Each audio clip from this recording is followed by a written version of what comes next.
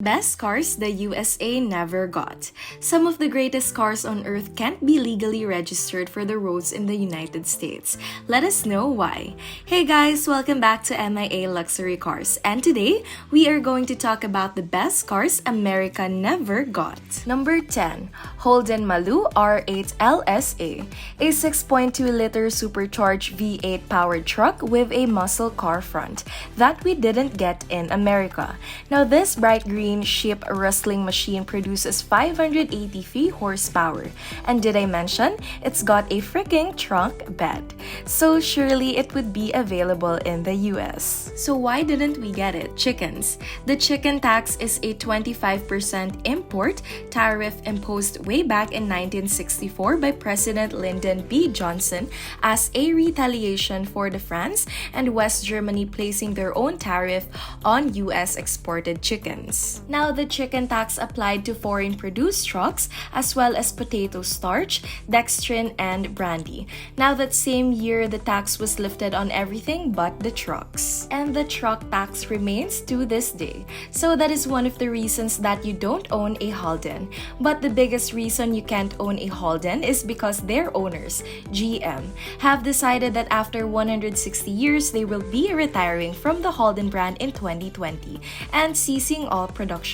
Holden is owned by an American company and has been there since the 30s, but still we didn't ever get any. Number 9. Ford RS200. Now this one really stinks Ford. Our very own Ford, Detroit's favorite son, produced an RS200, a road-going version of their legendary mid-80s Group B rally car that you could buy and drive on the street as long as you didn't live in America. Now this car, what was known is the homologation special.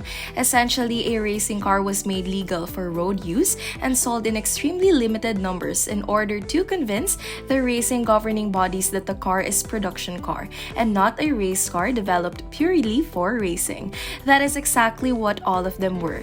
Now, much that the rally car version that is homologated, this little boy toy had a mid-engine all-wheel drive configuration and retained many of the same ultra-cool, ultra-strong, lightweight race car parts. It was conceived and built by Ford in the UK and was powered by a 1.8-liter turbocharged 4-cylinder engine that came from legendary tuners. Cosworth now is in the base form. It produced 250 horsepower, but here's the thing. You can order it from the factory with a bunch of technicality, not exactly strictly go rally stuff in it, with reportedly brought the power up to over 350 horsepower in the 80s. Look at how small this thing is. That's certified bonkers. It had a 5-speed manual transmission and not one, not two, but 3 limited slip differentials. One up front, one at the rear, and one in the middle. Only 146 of these cars were made. Some have been imported all over the world, and honestly, a lot of them have been crashed. Number 8. Lancia Stratos. Now, the Lancia Stratos was arguably the first car ever designed specifically to the rally car in a race on mixed surfaces. This terrifying two-drive hatchback was homologated in crazy low numbers to allow it to compete in the World Rally Championships in 1970s, designed by the legendary designer Marcello Gandini, during this time in Italian styling house Bertone.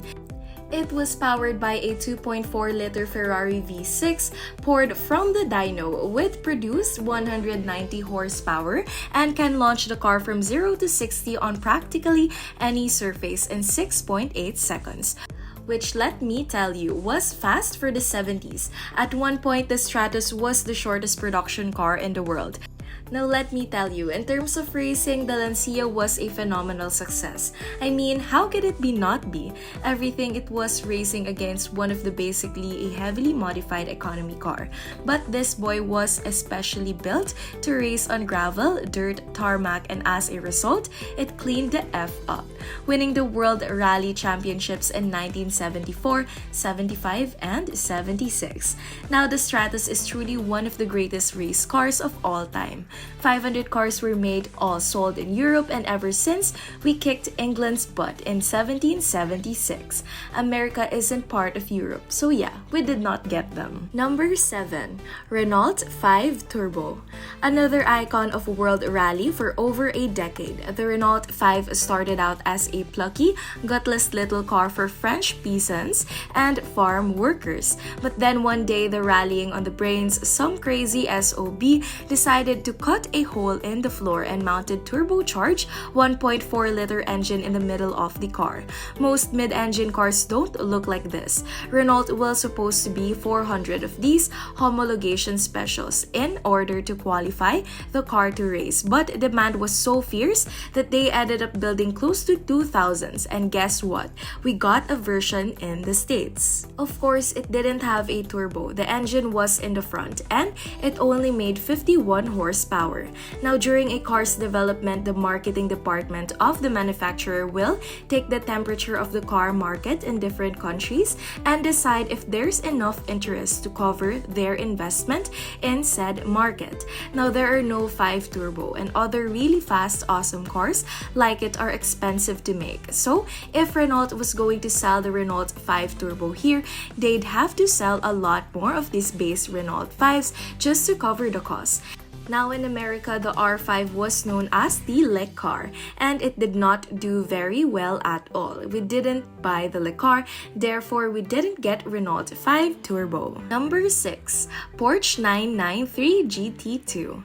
Now the 993 variant of Porsche 911 is the best looking 911, and it was the last air-cooled model before things got a little watery. We got the Carrera S and Turbo S models, although GT2 was the top dog performance-wise. Arguably, the pinnacle of air-cooled Porsche performance, it was a version of the 993 Turbo derived from racing and the FIA's GT2 category. Basically, it's the pinnacle of where sports cars can race. The FIA had placed a virtual ban on all the all-wheel drive due to Audi's dominance across all platforms with the introduction of Quattro, all-wheel drive. And so 993 GT2 was a rear engine, rear wheel drive that weighed 2,855 pounds and produced an absolutely 444 horsepower. Number 5. Audi RS2 Avant. Audis made a lot of fast wagons, but the car that started their fast wagon legacy was tough. The little boxy boy with sweet performance cred, which sadly we never got over in America. The 1994 Audi RS2 Avant was the first Audi to carry the RS badge. What's even cooler than that, it was jointly developed and built by Porsche. A ton of parts on this car came directly from a 911. Now look at a Porsche 964, okay? Now look at an Audi RS2. They got the same wheels, they got the same mirrors, they got the same weird wrap around turn signals. The brake calipers even say Porsche on its for crap's sake. The engine is a 2.2-liter inline 5 from which Audi produces 311 and 308 pound-feet of torque, all of which was set down to the ground via the legendary rally-derived Audi Quattro all-wheel drive system. 5-cylinder motors, turbos, all-wheel drive, hatchbacks, the mirrors, the wheels, the brakes, and the side markers. Now this car would do 0 to 60 miles per hour in 4.8 seconds, and had it not unfast, top speed of 166 miles per hour. It's 0 to 62 because it was probably measured in kilometers, 0 to 100. Now this truly was the first fast Euro wagon and kicked off the trend for all the awesome fast family haulers that we have today. Number 4. Nissan Skyline GT-R. It is such a 90s GDM poster car and was powered by twin turbocharged 2.6-liter inline 6 which produced 276 horsepower at 6,800 RPM. Now that engine was carried over from the arguably more influential R32, but the R33 was more aerodynamic and faster. Do you guys remember when you're playing a PlayStation and you saw a Skyline from the first time and you were like, why is this Maximus so fast? Didn't make any freaking sense because they were never sold here. But why? Well, this brings me to the main reason that the R33 GT-R and most of the other cars on this list don't make it here. Regulations. Basically, 99.9% of the countries in the world make their cars to a safety standard made up by the United Nations Economic Commission for Europe. Now, the US has its very own set of rules, and that's why we have worse taillights, uglier bumpers, stricter emission standards. But it goes deeper than just emissions. For some people, they say different regulations could be a form of a non-tariff trade barrier. Basically, US is making it financially ineffective for foreign automakers to import their cars so that we'll just buy American cars. So if a car company wants to bring a car here, they got to know that they're going to sell a ton of them. And sadly, that doesn't often happen for high performance, low volume production cars like GT-R family. So basically, at the end of the day, we didn't get the GT-Rs or mostly other cars on this list because of politics. Number 3, we have the BMW E61 M5 Touring. Now, BMW deciding not to make a wagon variant of their current or previous M5. This is the last fast M5 wagon that you can own. It's powered by naturally aspirated V10 and a 7-speed manual transmission, developed import by the BMW Sauber Formula 1 team. And during its production run, it was the fastest wagon in the world with the availability to top out at 190 miles per hour if you ordered it with the M Performance package from the factory.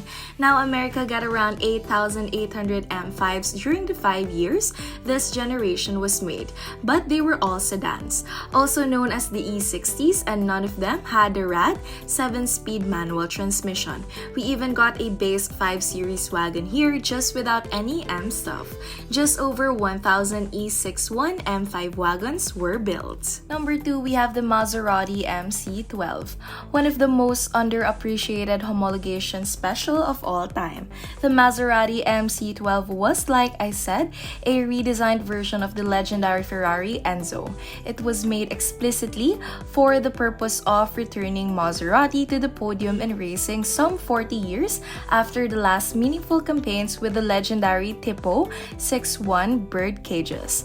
Now, at that time, Ferrari and Maserati were both owned by Fiat, and the decision was made to Ferrari to share the Enzo road car platform with Maserati to help their bros out. Maserati and their designer American Frank Stephenson were allowed to change the bodywork and dimension of the car, but they weren't allowed to touch the 6 liters naturally aspirated Ferrari V12 engine, which had been limited by Ferrari in order to ensure that Enzo would always just be slightly superior. That's such a Ferrari move. The Maserati still made 621 horsepower, only 21 shy of the Enzo's 650, and interestingly, lapped on 1 second quicker around a Nürburgring than the Ferrari during testing. And though the €600,000 price tag dictated that one of the inside, the Maserati be luxuriously anointed with Alcantara and leather pretty much everywhere. This thing were incredibly powerful and had a reputation for being hard to manage on the open road. The MC12 was totally dominant in the FIA GT. Basically, again, that's where cars based on amazing road cars go to race. It won 40 races, 16 titles, 2 constructor championships, and 6 drivers championship. Number 1, Toyota Century. This is a car so cool, so exclusive that Toyota literally chooses who they want to sell it to. A car so timeless it is owned by Japanese royalty. A car so luxuriously appointed, it would be embarrassing to be seen driving it when you could be being driven in it. There have been 3 generations of the Century. The first was a V8 powered sedan, and that was offered from 1967 all the way through 1997.